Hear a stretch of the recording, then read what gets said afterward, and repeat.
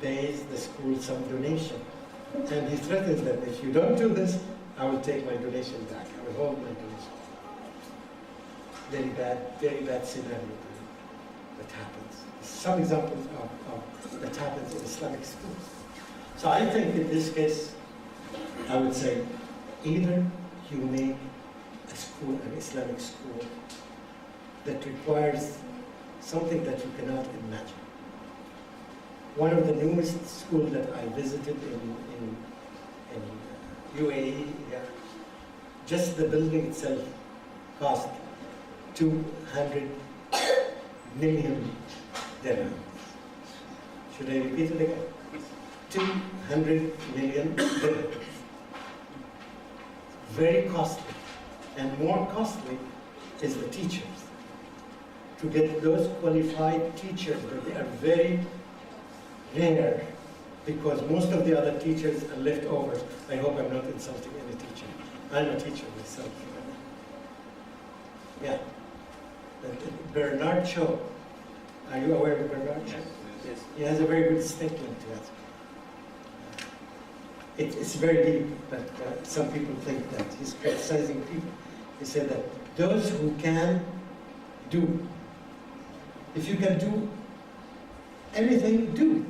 If you can do engineering, do engineering. If you can do medical things, do medical things. If you can do anything, do it. If you cannot complete, Be a teacher. teach. If you can't do anything in the world, teach. And worse than this, now he's talking about me. If you cannot teach, teach teachers. They're very funny. He's a very cynical writer, Bernard Shaw. In fact, these are very good statements, by the way. We do them, we use them in training teachers. We have our opinion. We say that, listen, our job, the job of teachers, is the job of the messengers of us. So we are proud to be classified as teachers, and even better than teacher trainers, because you're doing the two things. Anyway, what he meant is, anybody can teach. Anybody can teach. And in fact, all of us teach, whether we like it or not. We teach our kids, we teach our, yes, employees, we teach our janitors, we teach each other. Yes, go here, do this, do this. Yes, every one of us is a teacher. That's what he wanted to say. So he didn't say a bad thing, but people think that it is bad, by the way. So now going back to this, making a new school is very difficult, but I'll make it easy for you. Dr. Zakir Naik is planning to make a school in UAE. And he said that, inshallah, by the beginning of year 2012, it will be available. Next one, 2013, yes, at the end of 2012.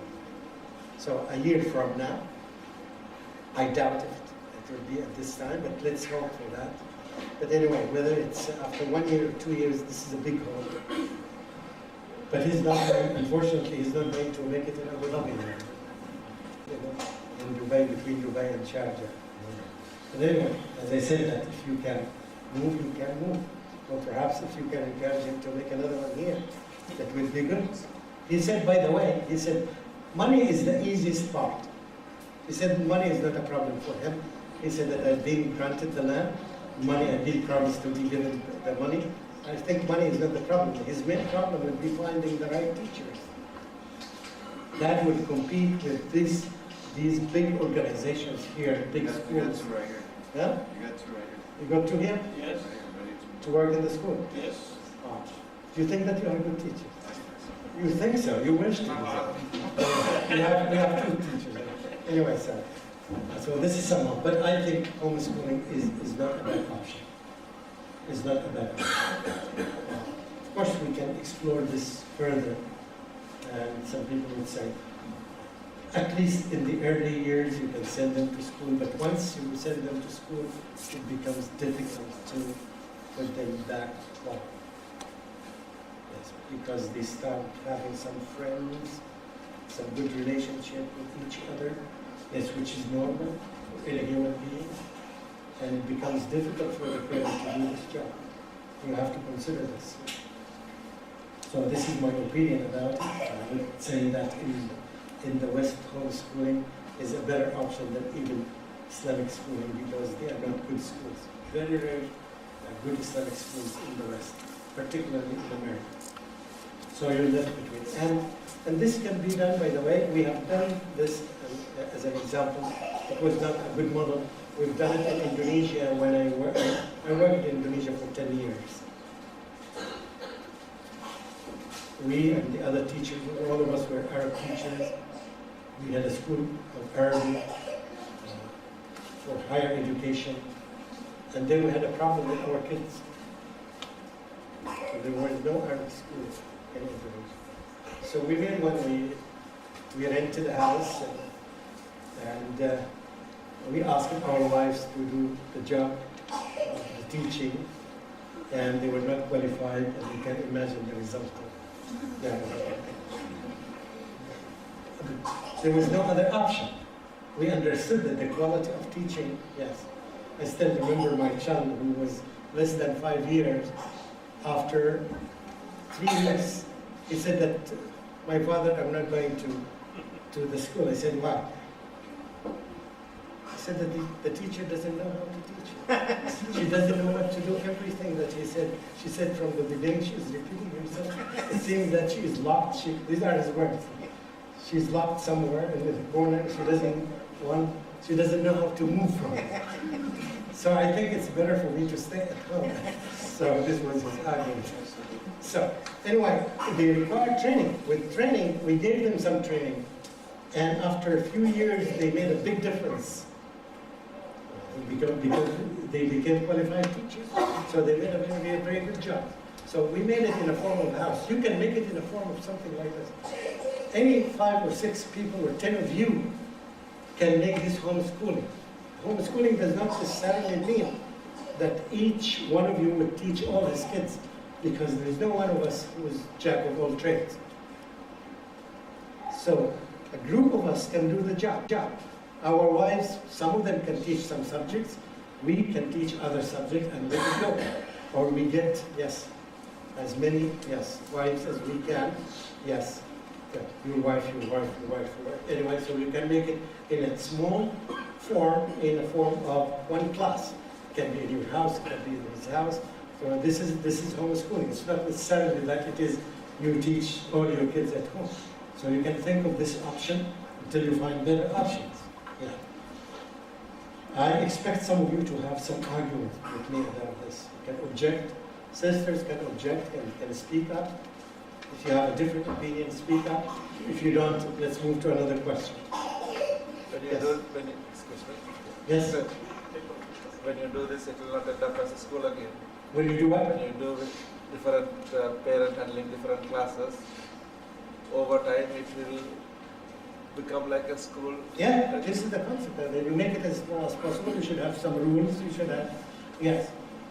And then we limited the Other people can do the same model. Not necessarily all the kids will come to you. You have to think, if you think of it, right, and you study it, I think you can find good solutions, especially if you have engineers, problem solvers. Yes. Yeah, it is true. Yes. Needs some thinking. With thinking, you can get some solutions. Yes. Doctor, just that also the community need to understand that sometimes the ideal 100% solution, 99% it doesn't exist. Exactly. So you are gonna lose something, but what's the least losses? Yes, of course. And the maximum advantages. Yes, this is it. Thank you for this. What we're doing, we're trying to solve the problem, but not necessarily 100% solution. But we all the time compare this situation or يا أيها الذين آمنوا قوا أنفسكم وأهليكم نارا.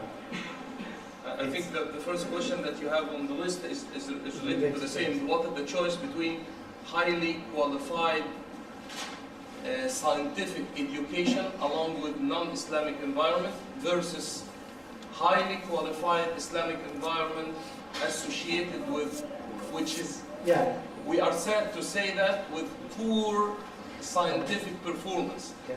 and why that has become even, yeah, I think we have lived the same, even the same was in the West. We used to complain from the Islamic environment associated with poor scientific performance. Yes. Why always we are ending up with that leftover list of teachers in the Islamic environment? Yeah. This is the way a Muslim thinks. The less of the two evils. Yeah. The less of the two evils. There's nothing 100% good and nothing 100% bad. So you have to think of this. What is the least evil of the two? Yes. This is a golden Islamic rule we have to apply it in our life. I would tell you that today, alhamdulillah, I was very. I was in a school, and I've seen some of the teachers. Yes, believe me, yes. Now you will trust what Bernard Shaw said. The best two teachers in that school, yes, at least in Arabic and Islamic subjects, where one of them was a dentist, the other one was a veteran. They were not really specialized in teaching. And that's what Bernard Shaw meant. He said that those who can do, those who cannot teach. They didn't find jobs to be dentists and veterans, and they became teachers. And because they are smart, so they have the capability to learn very quickly. So they learned very quickly, and they became good teachers.